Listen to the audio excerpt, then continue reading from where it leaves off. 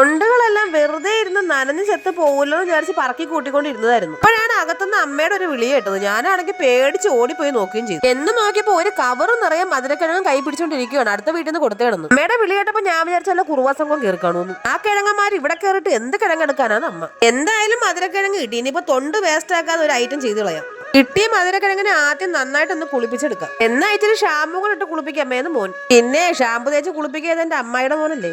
അടുത്ത പരിപാടി കൈ കിട്ടിയ സാധനത്തിന് ചുട്ടെടുക്കാൻ വേണ്ടിയുള്ള അടുപ്പ് സെറ്റാക്കലാണ്. വേണ്ട, ഇതാണ് ഞാൻ ഉണ്ടാക്കിയ അടുപ്പ്. ഇത് ഒരു കടയിലും വാങ്ങിക്കാൻ കിട്ടൂല. ഇനി ഇവിടെ പറക്കിക്കൂട്ടി വെച്ചങ്ങനെ തൊണ്ടും ചിരട്ടയും കമ്പും എല്ലാം കൂടെ വാരി കൂട്ടിട്ട് കത്തിച്ച് കനലാക്കാം. പണ്ടാരം കൊതു കുത്താൻ വരുമ്പോ സിറിഞ്ചും കൊണ്ടുവരുന്നതാണ് എനിക്ക് തോന്നുന്നു. ഈ കത്തുന്നത് നോക്കി വെറുതെ ഒന്ന് ഇരുന്നതായിരുന്നു. ഇനി ഇവിടെ ഇരുന്ന ചുട്ട പപ്പടം പോലെ. അതുകൊണ്ട് കുറച്ചു നേരം അങ്ങോട്ട് മാറിയിക്കാം. കനല് സെറ്റായപ്പോ മധുരക്കിഴങ്ങിനെ കനലിലേക്ക് ഇട്ടിട്ട് കനല് കൊണ്ട് പുതപ്പിച്ച് കിടത്തി. തീ കത്തിക്കാൻ വേണ്ടി വീശി കൊടുത്തപ്പോ അമ്മ പറയുന്നത് പെറ്റ തള്ളക്കൊന്ന് വീശി തരാൻ പറഞ്ഞാൽ വീശാത്തവള് ദേ മധുരക്കിഴങ്ങിന് വീശി കൊടുക്കുന്നു. ദൈവമേ, ഇതിനകത്ത് കരിഞ്ഞ തൊണ്ട ഏതാ മധുരക്കിഴങ്ങ് ഏതാന്ന് എങ്ങനെ കണ്ടുപിടിക്കും? കിഴങ്ങിന്റെ പള്ളക്കിട്ടൊരു കുത്തു കൊടുത്തപ്പോൾ മനസ്സിലായി സാധനം കരിഞ്ഞിട്ടില്ല.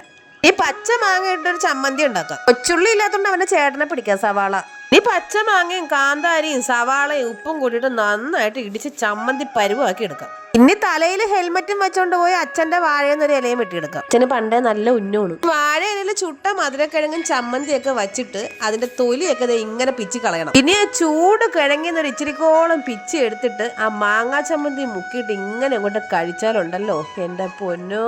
അപ്പൊ നമ്മുടെ ചാനൽ എല്ലാവരും സബ്സ്ക്രൈബ് ചെയ്യാൻ സഹായിക്കണേ. ഇന്നത്തെ വീഡിയോ ഇത്രയേ ഉള്ളൂ. അപ്പൊ എല്ലാവർക്കും ടാറ്റാ.